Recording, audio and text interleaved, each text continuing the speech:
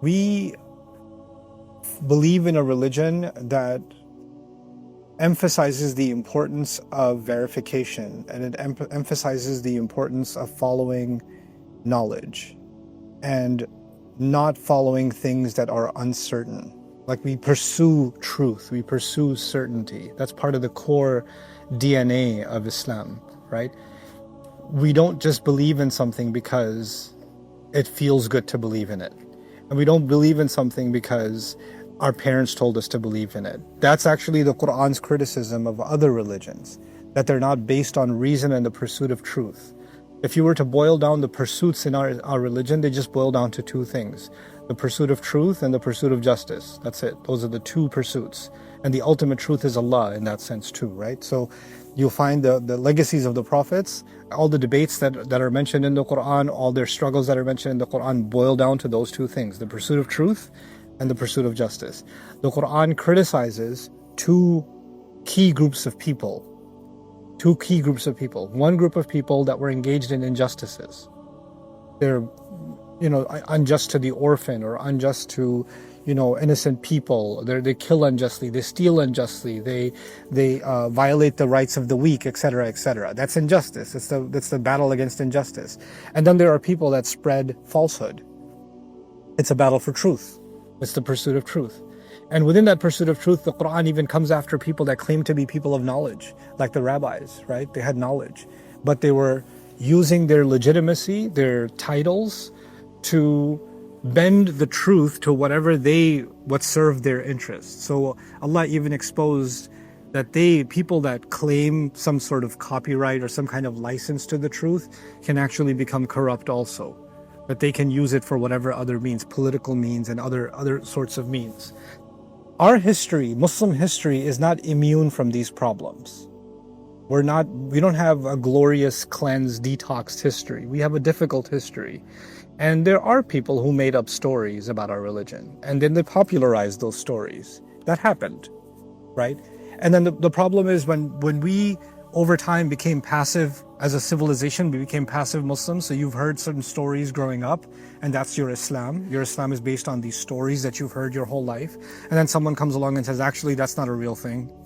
That's not legit, etc. You're like, oh, this is what you think my parents, my villager, my the biggest beard uncle I know told me this story. How could it be wrong, etc., etc. We have this idea of appeal to authority. Who are you to question something when someone so much older than you, or someone so much more credentialed than you, didn't question it? The problem isn't, truth doesn't come from an age, truth doesn't come from a person, truth comes from evidence, right? So you have to follow the evidence. You have to follow to the source.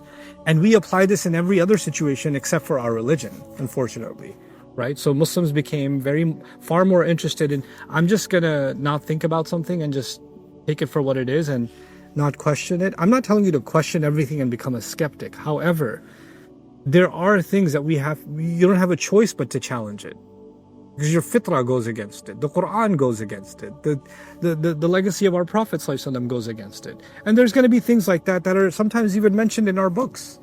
There are things that are problematic that are mentioned in our books. That's a fact. You can't get around it, Not too long ago, we were studying Surah Al-Qalam. And Noon wal qalami wa ma yasturun, right? And Noon is one of the letters that is not translated. It's just Allah said Noon.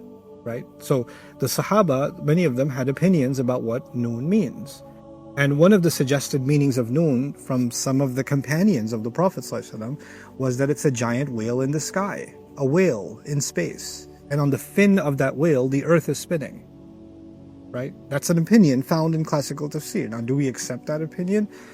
Some people went as far in their loyalty to, well, if the Sahabi said it, they must have got it from somewhere, so there must be an invisible whale in space. And now you can find YouTube videos of Muslims who believe in whales in space, and the atheists make fun of it and all that kind of stuff. Well, here's what's actually going on. One, no, that's not what Noon means. Two, the Sahaba weren't necessarily telling you that's what Noon means. They were saying, I tried to find out what it means. I asked around. The only thing I came across is this story about Noon. That's all I've ever heard. But I still don't know what it means. So just because they're citing this thing about Noon doesn't mean that's what they believe. That's all they found when they asked around. Meaning they were explorers themselves. They weren't just taking something and saying, I don't know. This is telling you that the legacy of the prophets, of the Sahaba, radiallahu anhum ajma'in, was actually exploration. They were thinking about the word of Allah and trying to find out what it means. Actually, that whole story about a whale and the fin, that's from Jewish tradition. And there were Jewish tribes in the area, and that story was floating around about what that Noon might mean. So what I'm saying is history is more complex than I just found it in a book. There's more going on, and we are supposed to be a sophisticated civilization. We're supposed to be thinking more deeply and more critically. There's two extremes now. Either if I found it in a book written by somebody, some sheikh, somebody I consider like the Catholics have the Pope. We have popified figures in Islam too. So if they said it, khalas, that's the end of it, right? There's that level of loyalty to the scholar. Or there is, forget about the scholarship. They talked about a whale. Who needs scholarship, right? There's these two extremes. Either throw out the whole kitchen sink or take the whole thing. No, we're not here to accept or reject people. The pursuit of truth means you're accepting or rejecting evidence one case at a time, one situation at a time, one investigation at a time. The same scholar may have said something ingenious in some things and absolutely verifiable in some things, and may have not done a great job in some other things. And we can't not benefit from the good that they did because we found something. And this new psychosis that Muslims have developed. Oh, I found the sheikh, he made a mistake. I don't understand this psychological disorder. You found a human being who made a mistake? Congratulations to you. I'm really happy for you. Now that I found that they made a mistake, you can't listen to anything they ever say. Well, thank Allah, the person who's saying it has never made a mistake, which is why we should listen to everything they always say. Right? Because they crossed the threshold for not making mistakes. They have immunity. They took a vaccine. They have a khata vaccine. Right? They took that. Everybody else, they can find the mistakes of except themselves. SubhanAllah. This is what happens when we become obsessed with personalities as opposed to obsessed with the argument, with the evidence. And so what I'm saying here in the first historical analysis based on reliable reports is what I mean. We have to take a critical look at history. We have to take a critical look at the evidence that we have and how reliable it is and where does it originate from and how far back can we take it. And if it's not 100% and if it's 70%, we should be comfortable saying, hey, that's 70%. We can't be entirely sure. So how does that impact our understanding of the Quran? Here's how it impacts it. The Quran is absolute. The Quran is the explicit word of Allah. It's spelled out. And then you have some reports that may not be as reliable. You cannot take the stuff that's not as reliable and use it to override the meaning of that which is qat'i. You cannot take the dhanni, the implicit, and override the explicit. You understand? And that's what often we do. We often take the words of the Quran and we take a report, and the report is not the strongest evidence, and we start imposing it onto the ayah when the ayah isn't saying that. But we're going to engage in that journey. I'm setting that stage. I'm preparing you for the stuff that's coming, right? Because that's one of the grunt works, so one of the difficult tasks we're going to have to engage in. Anyway, so the second is the development of who is An-Nabi alayhi salatu wasalam to us. This is going to be a development, like what we feel about the Prophet ﷺ in the beginning of the surah and how our feelings towards him and our understanding of him evolves and changes. It's actually, he also is undergoing a kind of special training in this surah because he's being tested ﷺ in unique ways that he has not been tested before. And it's crazy to say, right? Rasulullah ﷺ has been tested in so many ways. You would think almost towards the end of the seerah of the Prophet ﷺ, this is now 5th or nearly the 6th year of the migration. Right? So if you count it, it's about 18 out of the 23 years of revelation are practically gone. 18 out of 23. You would think the big tests are all over. No. Some of the toughest tests are just now. After all of that, now we're landing there. So, and then of course, there are going to be different elements in this surah. I could have given you an overview of all the subjects in this surah. I haven't. But we're going to see different elements, and we're going to make sure we understand how each of those elements are actually, they look separate, but they're working together. I've read non-Muslim literature, Orientalist literature on this surah. There are people who claim that the Quran is an incoherent text. What that means is the Quran's surahs or chapters, they're not quite chapters, they don't make any logical sense. They're all over the place. Right? They don't come together. The subject keeps moving and shifting and things like that. There's no chapter-like organization in the Quran. And the number one surah they quote to claim that the Quran is incoherent and doesn't have any structural integrity or flow, logical flow, is Surah Al-Ahzab. They use this as the case they make for the incoherence of the Quran. We're going to look at Surah Al-Ahzab as a case of the remarkable coherence of the Quran. Well, we're going to do the opposite. We're going to look at how beautifully things are tied together in a way only Allah can do. Human beings can't. Okay. And finally, we're going to look at certain anchors and the connections to previous revelations. What that means is there are certain key terms in this surah, and we're going to see how those key terms were used in surahs that were revealed before this surah, and how those terms are reaching a climax as they approach this surah. Okay? So that's our four-step process. You'll see it throughout the month, inshallah. Now I want to share something with you. I don't just want to give you lectures about the surah. I want to give you certain things that even beyond the study that you're going to do with me this month, in your own study of the Quran, in your own exploration of the Quran, there are some things I want you to become mindful of. I want you to have certain tools that'll help you think about the Quran better and more effectively. And so one part of the Quran is when Allah is commenting on an event in the Prophet's life. There's different pieces of the Quran, right? There's oaths in the Quran, and parables in the Quran, and stories in the Quran, and laws in the Quran, etc., etc. There's all these different components. One component is Allah is talking about an event in the seerah, in the Prophet's life. When you get to a place in the Quran when Allah is talking about one of the events in his life, then here's a suggested process. First, understand the historical event. So in this case, I told you there are 4 historical events. We're going to try to understand them, right?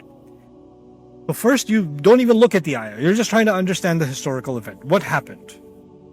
Then you're going to look at the revelation, the Quran, as a commentary on that event. And again, let me pause here and help you understand what I mean by that. It's actually pretty deep. I'm having too much fun though. I'm jealous. Okay. So here's what I mean. Let's just say there's news about what Trump tweeted today or something. Or there's news from Ukraine. Or there's news from the United Nations. Something. There's some news event. It's spread. The news spread. But there's one expert that you trust. There's an analyst, there's a scholar, there's a researcher, there's a geopolitical thinker, etc., etc. You're like, okay, everybody's talking about this event, but I don't want to hear from a 14-year-old what they think and a TikToker. I want to go to this expert. I want to get their opinion on how do I understand this event? Everybody knows the event happened, but that analyst, that thinker, that intellectual, they will give you a perspective nobody else could give you because they have a deeper understanding of the politics, the economic undercurrents, the social, etc., etc. You understand? I have certain friends that work in certain governments in higher levels, right? And something's going on in that country. And I watch the news and I'm like, what's going on? And I call them and say, no, that's not what's going on. Let me tell you what's going on. Because I was in the meeting with the generals and this is what they were talking about, etc. I was like, oh, okay, yeah. The news tells you one thing, but the people on the inside have a different story. You understand? So there's the idea of expert opinion on something, right? Even if it's the same event, do we all understand the same event the same way? No, we don't. That depends on our level of knowledge, our level of understanding. Now think about this. There's an event that happened in the Prophet's life. Who's about to comment on it? Allah is going to comment on it. Allah is going to reveal certain ayat talking about that event. In other words, it's not that we have to understand the ayat better by understanding the event. No, you can't understand the event unless you understand Allah's ayat. Allah's ayat are the commentary on how to understand that event. So what we've done is we've reverse engineered this, and what we've done is let's understand the ayat by understanding the event. What I'm saying is let's understand the event By understanding the ayat. The ayat are going to highlight the event in a way that no historian could highlight it. Not even the people that experienced it could highlight it. They couldn't figure out what's going on. Only Allah could. Only Allah could. I'll give you an easy example of that, and it'll come in handy for this surah too. It's Surah Al-Fath. When Hudaybiyah was signed, thousands of companions, hundreds, if not in the thousands of the companions were frustrated when the treaty was signed. They all witnessed the same event. They're all upset. They all see this as a loss. They're all angry, all of them, not with no exceptions. Everybody's upset. And the Quran comments on the same event. And the Quran comments and says, "Inna fatahna laka fathan mubina." We've given you an unequivocal, undisputed, open victory. Before that ayah came, and the ayah came right after the signing, soon after the signing, when they're basically taking their walk of shame back to Medina. In the sense, that's how the Sahaba are feeling. It's a walk of shame. We came here to do Hajj, we couldn't even do Hajj. And Allah is revealing, we have given you the most open victory. There's no ayah in the Quran that describes victory in more explicit terms than Surah Al-Fath. But it doesn't look like victory to anybody. It looks like loss. It looks like humiliation. How is this victory? The Quran commented on something that no human being could understand the reality of, only Allah could. Now understand what Allah means when He says that the Quran is light. What is the function of light? Light helps me identify the reality of an object. If there was no lights on in here and it was pitch black outside, I don't know how far something is. I don't know how big something is. I don't know if there's a snake in front of me or a child in front of me. I don't know the reality around me in the absence of light. The Quran calls itself what? Light. What that means is the Quran is a means by which we can understand the reality of something.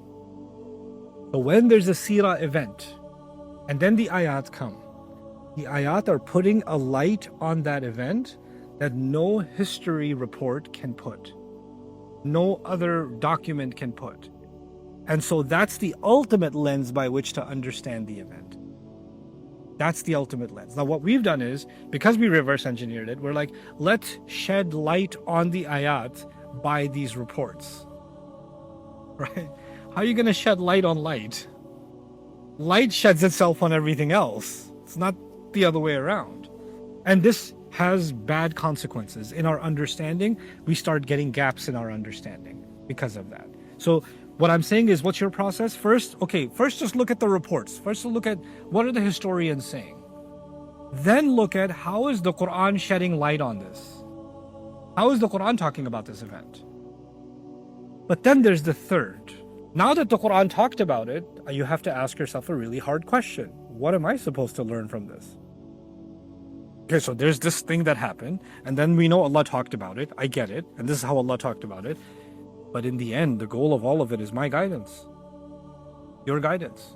That's the third step. What are the universal principles? What are the guidance? What am I getting from this that I'm supposed to take? What's my take home? What's my takeaway? Because the takeaway cannot just be interesting information. The takeaway cannot just be, I learned a lot about history. That can't be the takeaway. We're going to go through a lot of history this month. We're going to go through a lot of ayat, a lot of tafsir, a lot of commentary. That's a lot of information. But that's not the takeaway. That all that hard work so we get the best takeaway we can. If you don't do this step 3, you miss the whole, there's no, you cooked everything, you didn't eat it. Right? You got no nutrition out of it. It's delicious food, but you didn't consume it. Right? So this is the ultimate objective. The third piece is the ultimate objective. And in one way you can say that 1 and 2 are tafsir and 3 is tadabbur. That's another way to think about it. 1 and 2 is the study, and 3 is, well, what does this study mean for us? That's contemplation. That's contemplation, because we're supposed to study the Quran and we're supposed to contemplate the Quran. Okay, so this is a process that I want you to become familiar with.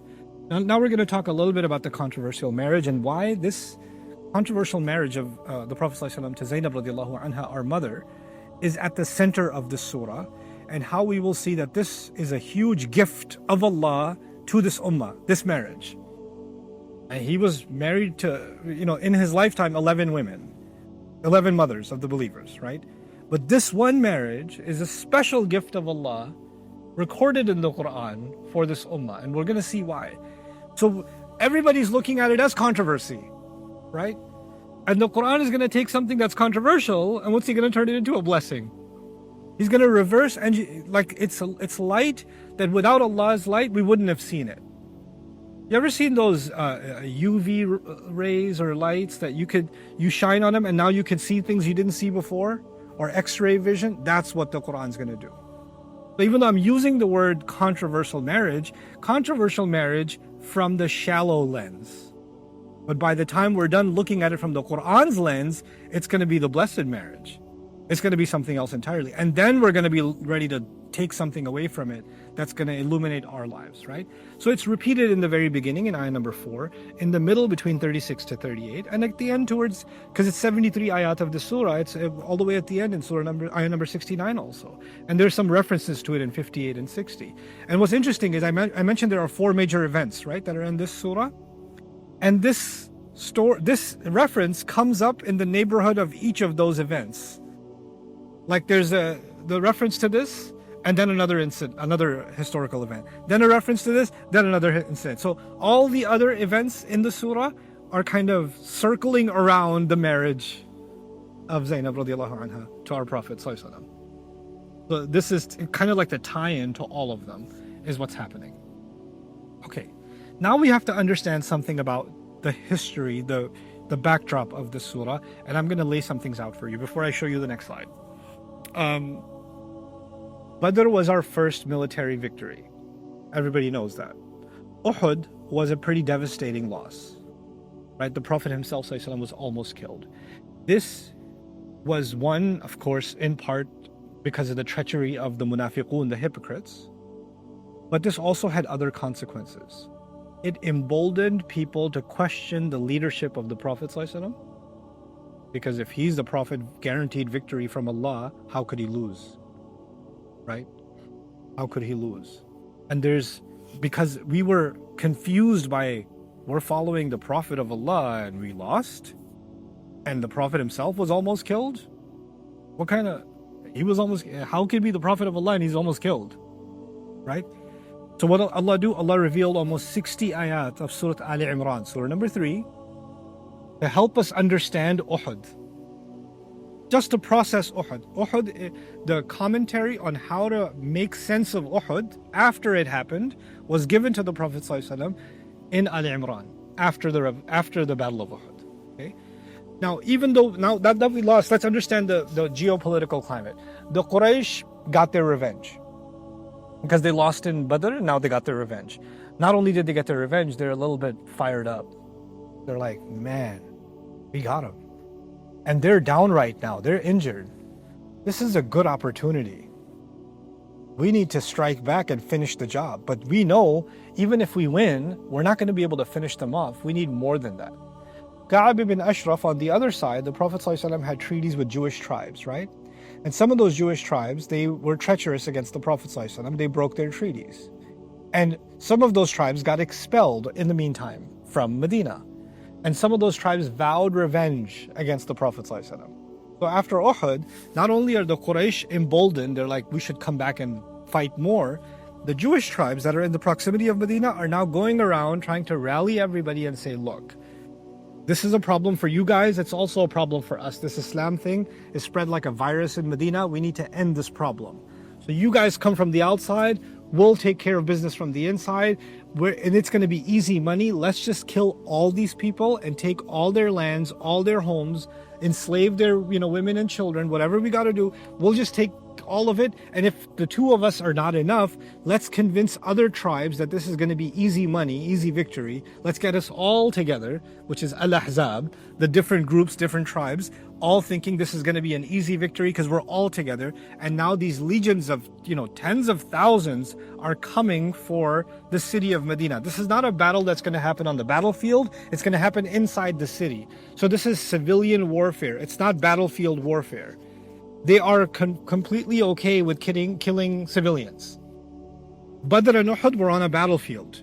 This is going to be inside the city of Medina, right? So and the enemy is now okay with killing civilians, which is a lesson by itself, right? And it's not one of them that's okay with the killing of civilians. Ahzab, groups of them are okay with the killing of civilians because they each see some level of economic benefit for themselves. They're not even ideologically interested in killing the Muslims. They're just interested in killing the Muslims because it's going to bring them easy money. Sound familiar? Right? And they're all completely okay with it together. And so they come as an onslaught against the Muslims. Now, the only thing Muslims can do is dig a trench, by one Sahabi's suggestion, to keep them from entering the city and basically creating rampage and mass murder, right? So all the Muslims can do is survive this wave. And of course they do, alhamdulillah, right? By Allah's permission, Allah's going to comment on that in the surah. This final attack failed. Now, I want you to understand this failure and why this failure is so crucial from the Quraysh's perspective. The Quraysh are the big dog. They're the US of the time. Okay? If the US, if the Quraysh come and attack, other people might get more brave and join. Now that they couldn't get far, they lost, or they didn't win rather. It's expensive to come out and bring your military. It's expensive to pay for your military convoys, their food, their supplies, their water, their animals, right? Their upkeep, their housing, and all of it, and tending to the sick, because they're all camped out in the desert outside Medina. It's a campgrounds. So they have to build an entire base and stay there for weeks and weeks and weeks on end. It gets more and more and more expensive. And all those tribes that joined, they joined because it's going to be easy money. So it's going to get a good return on investment. But now they're losing money by the day and there's no return on investment. They're losing all this cash, and eventually winds come and campfires turn over, animals die, and food gets destroyed, and sickness spreads, and they're like, oh, you know what, forget it, I'm out of here. One by one, the tribes, some of the tribes that were coming in for easy money, they start slipping away. This wasn't worth it. This was a bad idea. This was a bad investment. Eventually, Quraysh pulls back too. They can't hold on to the siege. When they pull back, it's not the small tribes that lose credibility. Who actually loses credibility? Quraysh. And the Quraysh now know the next time they ask, hey, let's get together and kill Muslims, people aren't gonna, yeah, we did that already, thanks. We're not doing that with you again. That already cost us a lot of money and it was a big waste of time. No, thank you. We're done with that. So now they don't have the kind of clout and the kind of influence that they had before this humiliating loss. This is the nature of big powers. When big powers make a move and they influence smaller powers to join them, but when they fail in the mission, then they lose credibility across the board. Sound familiar? Like it's just there's some very universal political science things that are happening in the seerah that you see around you all the time, right? So that sounds dangerous. Yeah, anyway, what's happening on the inside? Well, as soon as they leave and Medina is secure, the Prophet ﷺ says, well, they're the enemy on the outside, but we have an enemy right next door, Banu Qurayza, the Jewish tribe that was conspiring with the Meccans to stab us in the back. So within days, there's the incident of Banu Qurayza, which is going to be mentioned in this surah also, right? It's one of the controversial incidents in the seerah of the Prophet ﷺ. We're going to deal with that incident also when it comes, because they claim it was a genocide. That thousands of people were killed in one day, like literally slaughtered in one day. We're going to explore the historicity of that when the time comes. But regardless, Banu Qurayza, a very wealthy tribe, has now been defeated and their assets seized because they violated the treaty against the Muslims. Now Muslims are starting to come into a lot of money. For the first time. Remember, in Badr and Uhud, we were starving, but now money is starting to come in. So now Muslims, for the first time, the Quraysh have been weakened and the Muslims have been strengthened. So the things are politically changing in the region. Within the next year or so, 7-8 months to a year, there's going to be the Treaty of Hudaybiyah. These are the 7-8 months before the Treaty of Hudaybiyah. So the tide is already turning in favor of the Muslims, so much so that they're bold enough that they're going to go and attempt to make Hajj. Because Hudaybiyah is an attempt to make Hajj, right? The thing is, not a year ago, you couldn't even leave your city because they had camped right outside your city to kill all of you. But now you're not even staying in your city. You're going to the wild animals that came to kill you. You're going to them. And you don't go to Hajj armed to the teeth. You go to Hajj basically only with the dagger that you're going to slaughter your animal with. Basically, you go to the Hajj essentially unarmed. And they're going to go. If there was ever a time to kill all the Muslims easily, it would be when they went for Hajj. Right? The fact that they go and they go in large number. They don't go in small number. When they go in that large number, all the other tribes see that these Muslims are going to do Hajj unarmed like that to Makkah. Oh, serious, man. Wow, that's a show of strength. Everybody's thinking they're gonna come back dead. Their dead bodies are gonna return. بل ظننتم أن لن ينقلب الرسول والمؤمنون إلى أهليهم أبدا وزين ذلك في قلوبكم وظننتم ظن السوء وكنتم قوما بورا. Surah Al-Fath even describes this. The hypocrites in Medina were convinced that when you leave for Hajj, you ain't coming back. You're all gonna die. And they love the idea that they're just gonna die off. وزين ذلك في قلوبكم. The thought of that was really good, beautiful in your minds. You thought it was a lovely idea that we didn't have to kill them. They're going to go get themselves killed. When they come back unscathed, back to Medina, what message does it send to all of the region? Muslims are untouchable. They went into the lion's den, opened the lion's mouth, looked inside, and came back. They have basically won the region politically, as far as influence, without ever using any military tactic. Hudaybiyah is a statement that Quraysh have no teeth. All bark and no bite. So even though the Muslims thought it was a loss, it was actually a massive victory. You understand? But that victory, the process of that victory began with the Battle of the Trench.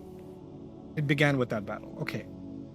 Now, let's look at this landscape. We're still talking about before Hudaybiyah still.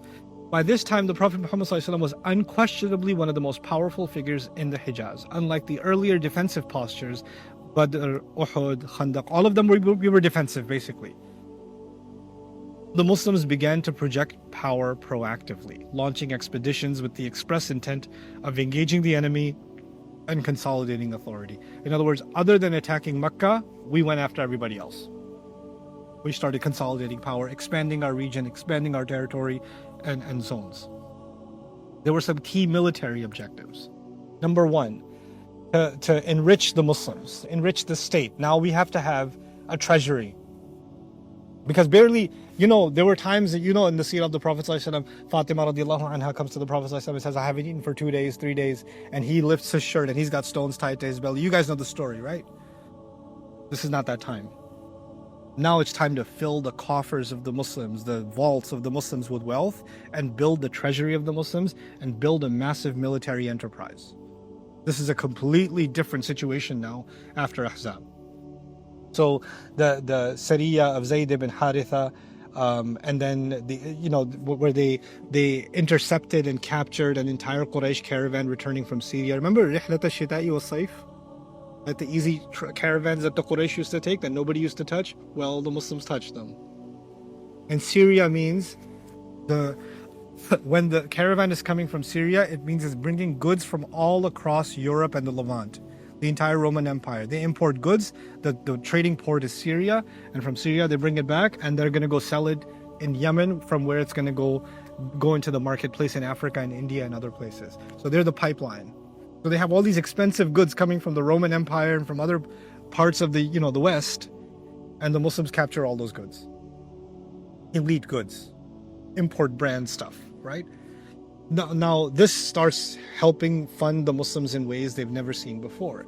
Now there's a buffer zone. They have a regional control. Now the Quraysh know that their caravans are going to get caught, so they don't go into certain territories where they used to move freely. So you've limited the movements of the Quraysh also in the region. Right? And now, how they came right to Medina and they had to be a trench, but now there's a perimeter around Medina. You can't even get close to Medina anymore for the kuffar, for the enemies. So our sphere of influence has expanded. This is important also. There were people that were financing the campaign against the Muslims, conspiring against the Muslims, the Prophet ﷺ instructed specific assassinations of key enemies. You know, they call them targeted assassinations, drone strikes, right? So the covert operations, strike teams, infiltrations, those kinds of objectives. You know, we were in a state where the entire city was about to be killed. That was all defense. This is not defense anymore. This is what? This is offense. You're debilitating your enemy. You're taking out key enemy targets, right? And then 4, retaliation against aggressors. Anybody who came at us that were medium to small size, we went after them. And you know, there are people that had massacred Muslims and others. Now people know, don't mess with Muslims. You're going to pay the price. Now in the region, there's actual intimidation of Muslim military might. And all of this is happening very, very quickly. Because remember, the Battle of the Trench happens, and within a year, we're going to be maybe a little more, a little less, but that's basically when we're going to be in Hudaybiyah. And all of this is happening before Hudaybiyah. So things are changing for the Muslims very quickly. The 3 battles of Islam before this, Badr, Uhud, and Ahzab, all 3 of them, we barely survived. Barely. But we had almost nothing in Badr. We took devastating losses in Uhud, and we got almost genocided in Ahzab. Right? But this is a completely different military landscape. So this is one thing you need to understand about when this surah was revealed. We were already coming into a position of power. There are many surahs of the Quran where Muslims are in a position of weakness and the revelation comes. Surah Al-Ahzab is not coming when Muslims are in a position of weakness. Surah Al-Ahzab is coming, we're in a position of strength. We're in a position of strength. Okay. The Quraysh's hostility remained potent. Still, even though we were winning, they're still our enemies. The Khaybar's Jews, Banu Nadir, Banu Qaynuqa, they also started joining forces, and they still represent a threat against the Muslims. But now we are in a different stage. We used to be in a survival stage. We are now in an internal stabilization stage. And at the same time, the community is being consolidated. Revelations are coming about family life, how to be in the home, the dress code, food regulations, Hajj rituals. These revelations are starting to come that are the formulation of a community. This is not discussions about survival in a military setting. This is about the beginnings of a civilization now. It's as if the foundation has been laid. Now it's time to set up this community. And those kinds of revelations are starting to come in the Quran. So what we need to talk about now is when Muslims are coming into power, the enemy sees that the only thing we can do now is to sow some kind of doubt and confusion and discord within them. I was telling you, demoralize the Muslim. And the easy target for that was the marriage that was happening, or that happened with Zaynab radiallahu ta'ala anha. We're not clear about when exactly it happened. We do know it happened around Ahzab, right at Ahzab, maybe right before Ahzab or right after Ahzab. It's something there in that time that this marriage happened, right? But it's by the time the surah comes, the marriage is already done. It's already happened. And Allah is commenting on something that's already taken place. Because we know that, what it seems to suggest is that people were already talking. There was a lot of rumor, there was a lot of criticism and controversy, etc., about what just happened here. And just to understand the brief outline of the story, because you should know the basic outline of the story, the Prophet ﷺ had, I'm not going to use the word adopted, because adoption is actually different than kifalatul yatim. Adoption means you take someone and you basically erase their identity and you make them your own child, right? But sponsoring an orphan or taking care of an orphan, they retain their identity, but you take care of them. The Prophet ﷺ for a long time was taking care of Zayd, who wasn't actually originally a slave, but he was his tribe was attacked and he was lost and he got sold into slavery. So he's not originally from a slave sort of situation. But regardless, the Prophet ﷺ loved him so much he considered him his son, and that gave the idea of at-tabanni. At-tabanni means I consider you my son. I call you as if I'd call my own son, right? And this is Zayd radiallahu anhu. Now Zayd radiallahu anhu, because He used to be a slave. He's been emancipated. He's been freed from slavery. He's now free, but the Prophet ﷺ considers him his son, and he still stays with the Prophet ﷺ and is close to him, etc. The thing here to understand is the Arabs were a very high class society. And they had high tribe, middle tribe, low tribe, slave. They had classes of people. You know, PhD, masters, bachelors, associates, high school dropout. People have educational hierarchies. People have financial hierarchies, right? People, people might think, oh no, we're in a democracy, we're all equal. Yeah, what neighborhood you live in? There's projects people, and there's suburbs people, and then there's the bling bling gated community people. There's classes of society, right? People used to have different quality of horse, right? Somebody's driving a donkey, somebody's driving an Arabian horse, somebody's riding a purebred. Is that still the case in the parking lot? Somebody's driving a Fiat, somebody's driving a Ferrari. They start with an F, but they both end very differently. Completely different class of people, different class of ride, different class of home, different class of clothing, etc., etc., etc. Isn't it the case? There are class societies. Classes have always existed, economically at least. Well, the Arabs were very class-based and tribe-based. And even if you were a slave at any point in your life, that label stayed with you. Even if you got freed, you're still a freed slave. Like, it kind of like, it's not the same thing, but if somebody was in jail and then they got out, right? So they're not a convict, they're just an ex-convict, right? But the label it really doesn't leave you. It was like that. It was a stigma that stayed with you. There are even pre-Islamic poets like Antara, for example, whose poetry was so good it made its way to the walls of the Kaaba, who was a freed slave. And he never escaped that label. He could never escape that label. So Zayd radiallahu anhu still carries that label in that society, in that structure. Okay.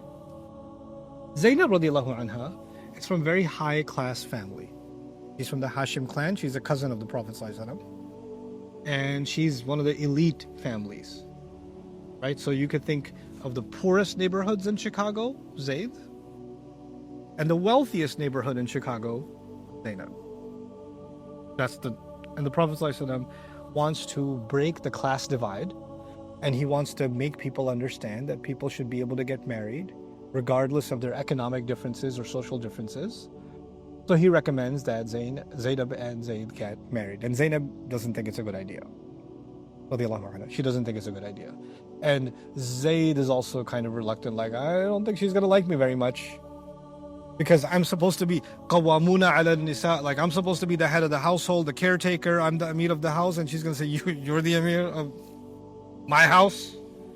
Like, she's already up here, I'm already down here. There's no way I'll have any sort of authority over her ever. So this is going to be a very difficult situation that I'm going to be put in. So he's reluctant about it. But the Prophet ﷺ insists, right? And when the Prophet ﷺ insists, out of love of the Prophet ﷺ, it's not a religious instruction. He doesn't say, Allah and His Messenger have commanded you to engage. No. It's not that. As we will see when we look at the historical reports.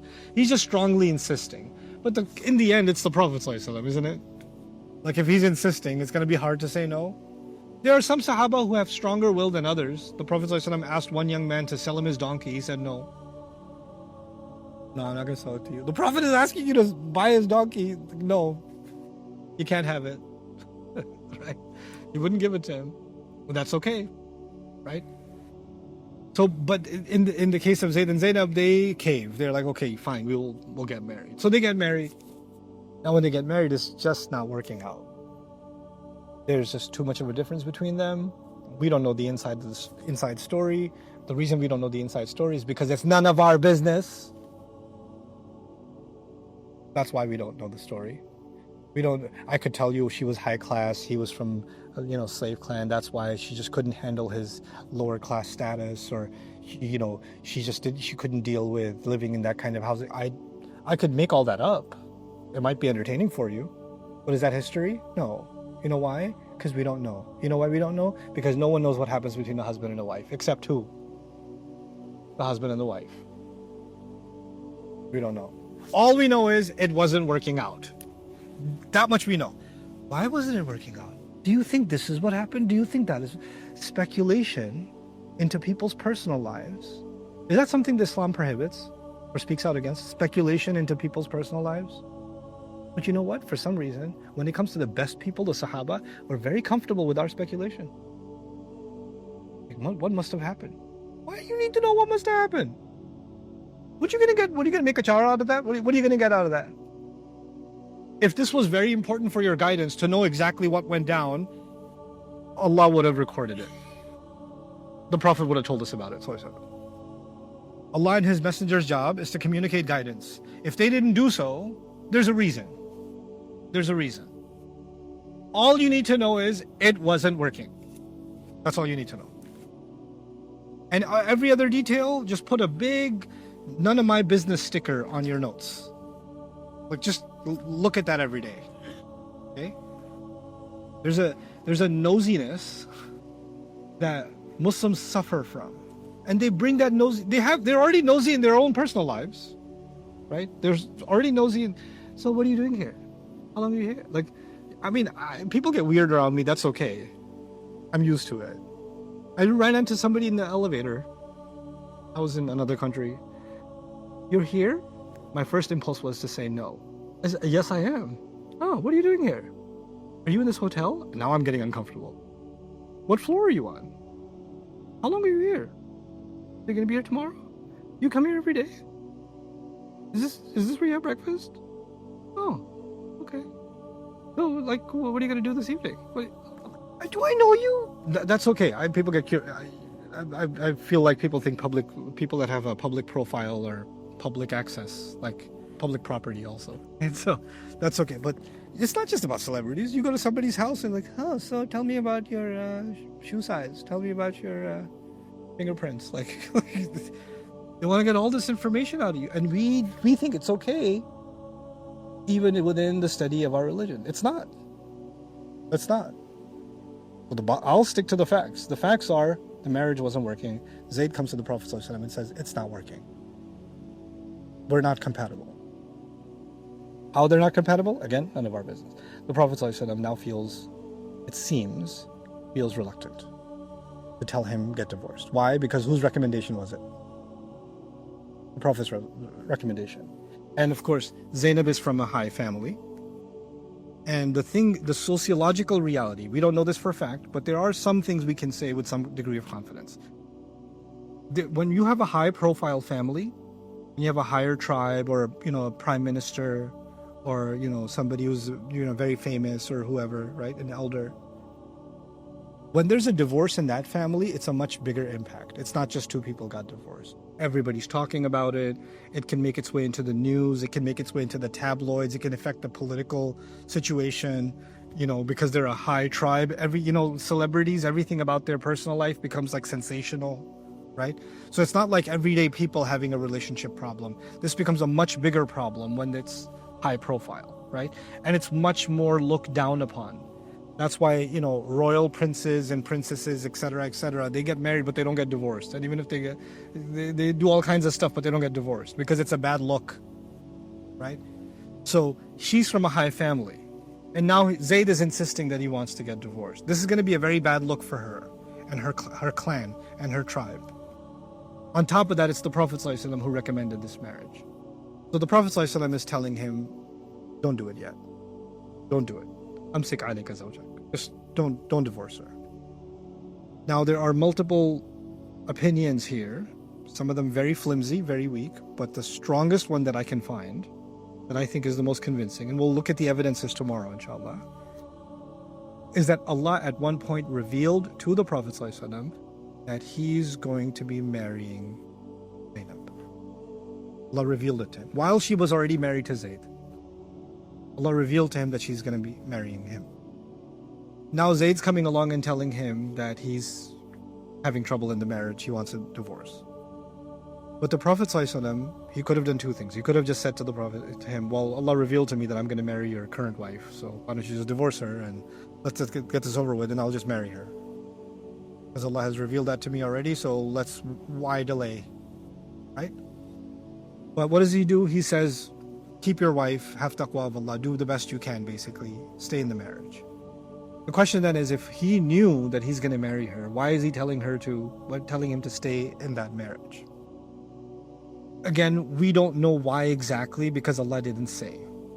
Allah just said that he was hiding the true intent, meaning the true intent was Allah has revealed to him that this marriage is going to happen. He didn't want to say. Why? What I can think of, what we can speculate. What we can speculate reasonably is, if the Prophet ﷺ says, well, divorce her because Allah has instructed me to marry her, everybody around is going to say, oh, how convenient. You told your son to divorce his wife because Allah told you to marry his wife? Huh. So he knows that there are munafiqun that take any opportunity, and they're going to blow this out of proportion. And it's going to demoralize the Muslims. And it's going to be even more humiliating for Zaynab and for Zayd and for him and for their families, etc., etc., etc. Like, this is going to be a huge problem. So even if Allah has already decreed that I'm going to marry her, when that happens, that happens. But I shouldn't make it look like I had a hand in expediting that. I should just tell him, just do whatever you can, stay with your wife.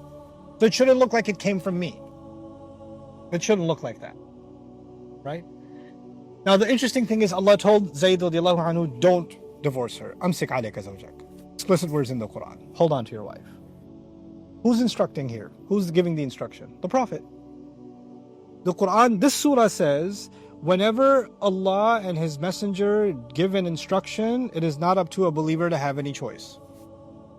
There's an ayah in this surah. I'll say that again. Whenever Allah and His Messenger give an instruction, it's not up to a believer to have any choice. Yeah? And then Allah gave Zayd instruction. The Prophet gave Zayd instruction, sorry. What did he say? Hold on to your wife. Logically, you would assume then that Zayd has no choice. He's got to stay in the marriage. In the same ayah you find, and when Zayd was done divorcing her, the Prophet told him, don't get divorced. And the next thing you know, what happens? He gets divorced. How can the Prophet tell him to do something and he went and did the opposite? You know what that proves? That was not a command in Islam. That was a recommendation as a family member. That was a recommendation as someone who loves and cares. That was elderly advice, but it wasn't a religious instruction. That wasn't a religious instruction. So when he told him to hold on to his wife, he was just giving general advice, but he wasn't giving him a religious mandate. And Zayd understands the difference between when the Prophet ﷺ is commanding something as the Prophet of Allah, and when he's telling him to do something as someone who loves and cares for him. And so when he disobeys that instruction, it's not a disobedience of Allah and His Messenger. It's not. So he goes ahead and gets divorced. I can't think. What was I saying? Something about Islam. Oh yeah, okay. This is a big point of contention in the surah. We're going to see. The Prophet ﷺ's concern is going to be brought up. Was his concern valid, by the way? What do you think? What people are going to talk? Is that a valid concern? Yeah, pretty valid. One day she's married to his son, and then a few weeks later she's married to him. Right? This just looks odd. It's disturbing, people would say. People are going to make all kinds of... And, you know, they're the best kinds of people.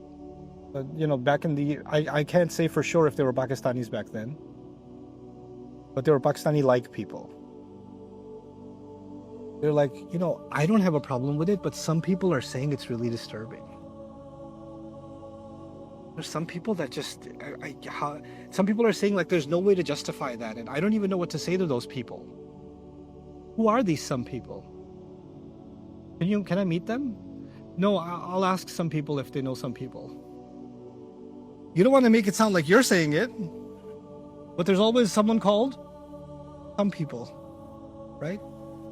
And you just throw this on some people and spread and spread and spread. And now even Muslims that are like, they love their Messenger sallallahu alaihi wasallam. They have honor for him. They look up to him in every way. إِنَّكَ لَعَلَى خُلُقٍ عَظِيمٍ. You have the highest character of all.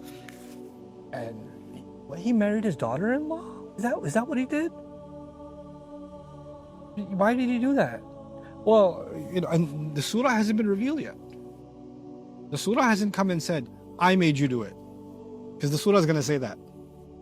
But Allah put the Prophet ﷺ in that position without even giving him that surah first. He told him that you're going to marry her, and he goes and he does it, and people are already starting to talk, and this rumor is spreading and all this stuff. And I want you to understand the intensity of the problem. Islam comes along and says, Islam is basically the higher moral ground. The Prophet ﷺ is the height of the morality and character. And Islam is speaking out against indecency and lewdness. Islam is the alternative to these other lifestyles. And the ultimate example of that is the Prophet himself, sallallahu alaihi wasallam. And now there's a marriage scandal against who?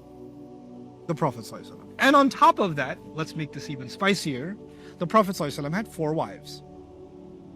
He had, at the time, 4 wives. Zaynab became his 5th. I'll say that again. He had 4 wives, Zaynab became his 5th, radiyallahu anha. The Quran has already been revealed that you can marry up to how many? 4 wives. That's what's been revealed. And now he just married his 5th. Oh, so he's got a different standard for himself? Well, we all get to have up to 4. By the way, there are reports about that ayah in Surah Al-Nisa that some Sahaba had more than 4 wives, and the Prophet ﷺ said, whoever you can let go of that are more than 4, you need to let go. You need to end those marriages because you cannot have more than 4 wives. And Sahaba engaged in divorces of those that were more than 4. The Prophet ﷺ didn't have that problem because how many did he have? 4. Now he has a 5th. Now he has a 5th. And so now people are saying, first of all, his daughter-in-law? Second of all, number 5? I thought he says you have to live by the book, and the book says you can only marry 4, and well, the rules don't apply to him? Why don't they apply to him? Some people are saying this is a little contradiction. I love those some people, right? And now this noise is getting louder and louder and louder. Yes, Muslims are politically doing really well. Money's coming in, right? But I want you to understand this from the hypocrites' vantage point. They're starting to create this noise. The innocent Muslims, they're starting to not have an answer for what they're saying. Let's think of it from the perspective of the wives of the Prophet ﷺ. Because they're his wives. Why did he do that? Why did he marry Zaynab? They're having a thought. And then on top of that, not only did he marry Zaynab, radiyallahu anha, on top of that, a lot of money has come in. Right? But you know the only family whose budget didn't change? The Prophet ﷺ. They're still living the same standard. Everybody else is doing better. Except who? The Prophet ﷺ. And the wives are like, so our lives are no better, and now there's even another mouth to feed? And another wife of the Prophet ﷺ? So there could be an attack on their minds. The Prophet ﷺ has his own anxiety. I'm supposed to lead these people, and they follow me through anything.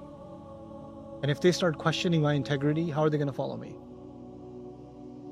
And I'm not bringing this up. I'm not saying anything about it. But they're already talking. So there's the Prophet's perspective, the vantage point. There's the Ummahatul Mu'mineen's vantage point. There's the believers' vantage point. There's the Munafiqun's vantage point. And of course, the Yahud are loving it. They're absolutely loving it. Like, this is exactly what we wanted. We wanted him to be brought down to a level where they no longer look up to him. They put him, he's taken down from his pedestal in the eyes of the Muslims. In that entire climate, we're going to see how Allah is going to comment on this entire experience. What Allah is going to address. And what's amazing to me, we're going to get into this tomorrow, but what's amazing to me about this surah, the opening of this surah, is Allah did not concern himself with what the Muslims think. Allah did not concern himself with what the kuffar are saying. Allah did not concern himself with the munafiqun. Allah did not concern himself with the mothers of the believers. He's concerned with none of them. His First, his only concern at the very top of this surah is Ya ayyuhan nabi ittaqillah. Prophet, whose status is high and elevated. Remember I told you his status is high and elevated? The one who receives news that nobody else receives. What news did he receive? Marry Zaynab. Marry Zaynab. And whenever he follows what Allah has given him, his status is lowered or higher. So the fact that he married Zaynab, does it lower his status or elevate his status? It elevates his status. But why was he reluctant to tell Zayd to not get a divorce? He's reluctant because he thinks people are going to bring down his status and they're going to say bad things about him and it's going to hurt the mission. And the Prophet ﷺ is being told, you need to stop thinking about what people are going to say completely.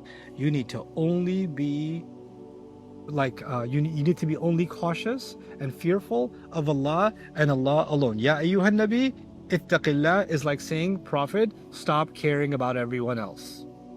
Don't even entertain the thought of what somebody else will think. Let it all go. Let it all go completely. None of it matters. This is your new test of taqwa. There's a test of taqwa when the enemies are in the thousands and you're in the hundreds. That's a different kind of taqwa test. There's a different test of taqwa when they're offering you money and trying to compromise the message of Islam. There's a different kind of taqwa test when you're in a cave and they're standing on top of the cave and if they just look down, you're going to get killed. There's a different kind of taqwa test. This is a different kind of taqwa test. You know what taqwa test this is? This is the fear of what people are going to say. This is not the fear of getting killed. This is not the fear of the mission being compromised. This is the fear of the commentary of people. It's a human fear.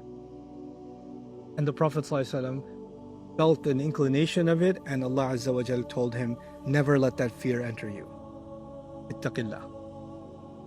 No, your taqwa means you don't get to have that feeling. You can't afford it. You're the pinnacle, you're the height of Muslim belief, of this faith. You don't get to contaminate that faith even in the least bit. You know how in Surah Abasa, Rasul ﷺ frowned, but he frowned at a blind person. There's nothing wrong with frowning at a blind person. No offense was done. But Allah has set such a high standard for the Prophet ﷺ, he can't even bulge his forehead in front of a blind person. The same way, he can't even have the thought, what are people going to say? Allah cannot allow that thought for the Prophet ﷺ. If you think this is controversial, I'll give you controversy. In Christianity, the role model is Jesus. Never got married. Second role model is John the Baptist. Never got married. The Catholic Church, the highest ordained spiritual guide in the Catholic Church are the Pope. And then the cardinals and the entire hierarchy of the Catholic Church. Those people and the nuns, what happens with them? They don't get married. In the Christian faith, spirituality and sexuality are opposites. You're either a person of faith or the person of the flesh. Lust is the death of your faith. Okay? There's two opposite things. The Quraysh were very open and promiscuous. The Quraysh were Las Vegas on steroids. They were crazy. Medina was a bad place. Medina was a very astaghfirullah place, if you don't know. Medina had brothels and prostitutes and all kinds of crazy stuff. It was a crazy place. Makkah was like that. It was not a conservative society, by no stretch of the imagination. Alcohol, gambling, free, sexual relations, completely open, super liberal. The Jewish tribes, they don't really have, they're more about rituals than they are about these kinds of ethics. But the Muslims brought about this teaching of decency and modesty and shame and a campaign against zina and a campaign to guard the eyes and all this, the modesty campaign, right? But Muslims don't understand that our modesty is not the same as Christian modesty. Christian modesty is that the relationship between men and women itself is basically a kind of compromise of your faith. And since you can't do without it, at least you can just be monogamous. That's it. Be faithful to your wife, etc., etc. That's their whole thing. The Quran offers a very different view of sexual ethics. and the relationship between men and women. The Prophet ﷺ, or the Arabs were okay, completely marrying more than one woman, completely, perfectly okay. Divorce is not the end of the world. You know, in Catholic religion, you can't even get divorced. You can only get a marriage annulled. There's no such thing as divorce. Okay? A marriage annulled means the nikah was batil to begin with. You have to prove it was never a valid marriage. Oh, I didn't realize she's my sister. They have to prove that some crazy, and then they get, or they have to prove that she's already married or something. Some crazy accusation. That's the only way the king can get rid of the queen.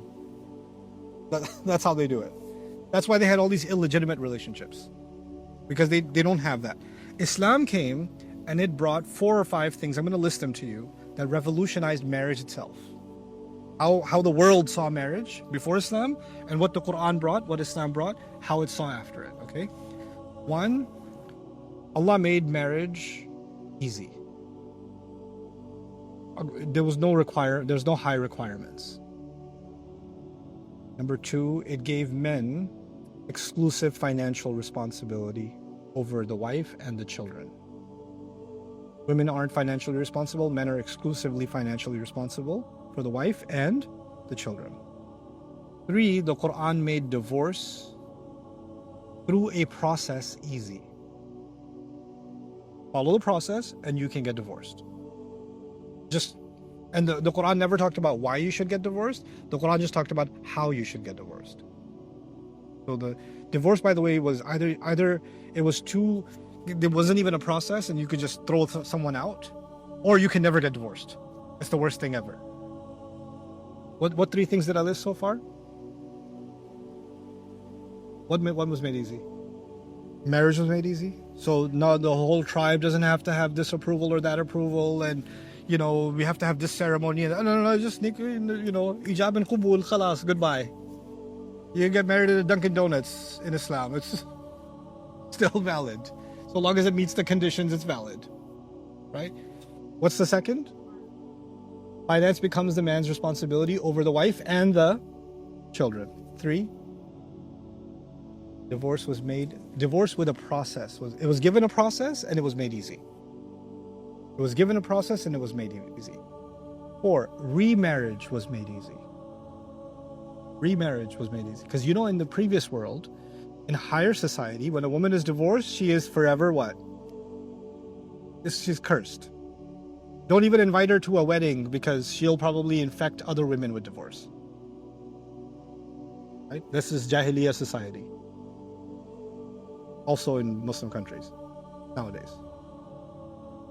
What Islam came to change? The Prophet ﷺ, with the exception of Aisha, married mostly divorced or widowed women. So it's completely normal to get divorced, completely normal to get remarried. It took the taboo away, and marrying more than one, taking responsibility for them, normalized. It was already normal, but it was legitimized. It was given the religious sanction. You can have more than one. So long as you give them their rights, there's 2 kinds of rights. There's qualitative rights and there's quantitative rights. There's love and affection and smiles and da-da-da.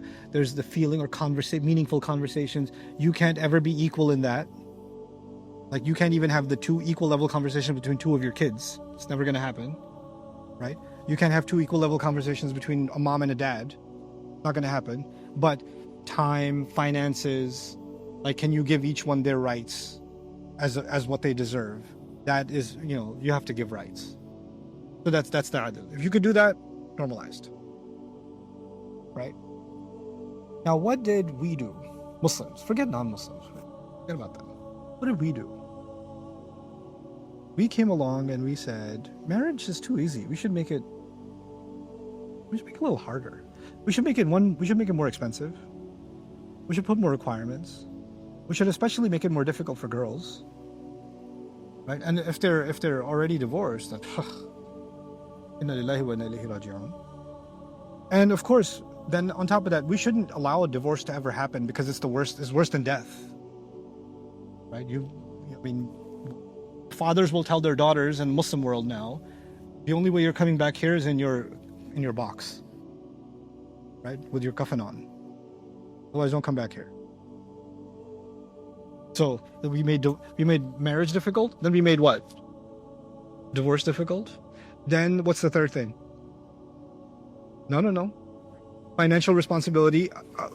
Who is the man financially responsible for? Wife and children. No. Make the man financially responsible for parents, cousins, uncles, cousins, barbers, friends, dog. And money goes everywhere else except it doesn't go where? Wife and the kid. Doesn't go there. Okay? Parents will say it's ours. And then the fourth was what? Remarriage. Oh, forget it. Last year she was married to his best friend and she got divorced. Now she's married to him. Oh, these women nowadays. Oh. Got a colorful personality.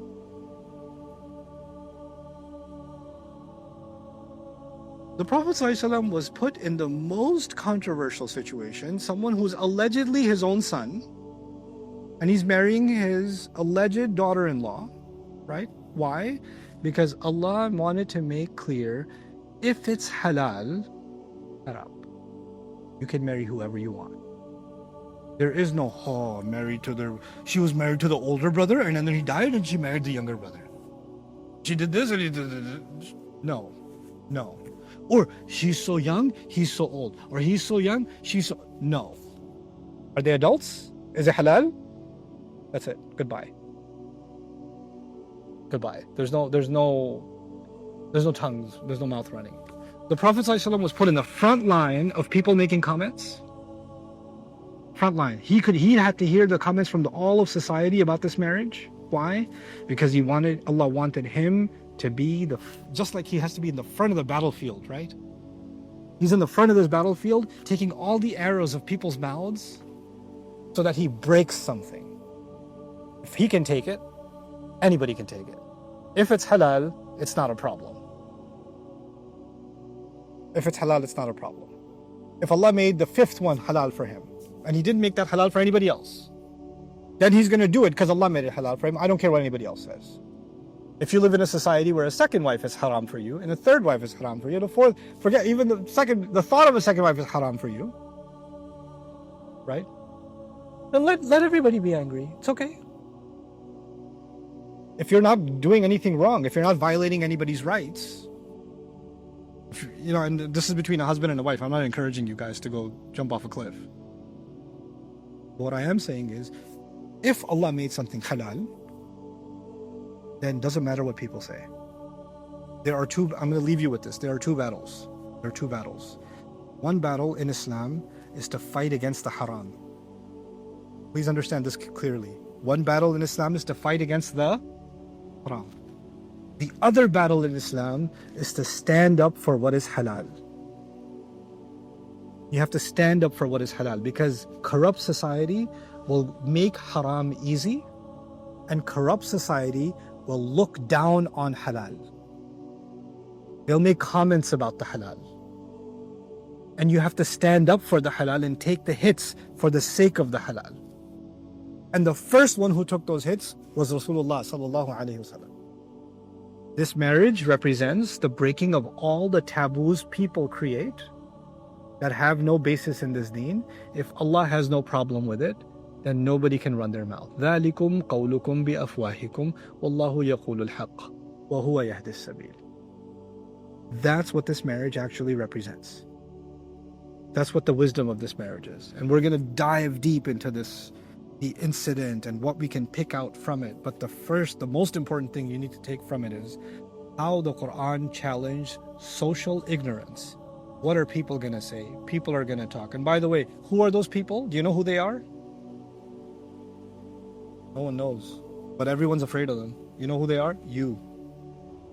And you, and you, and you. And everybody's afraid of everybody else's mouth.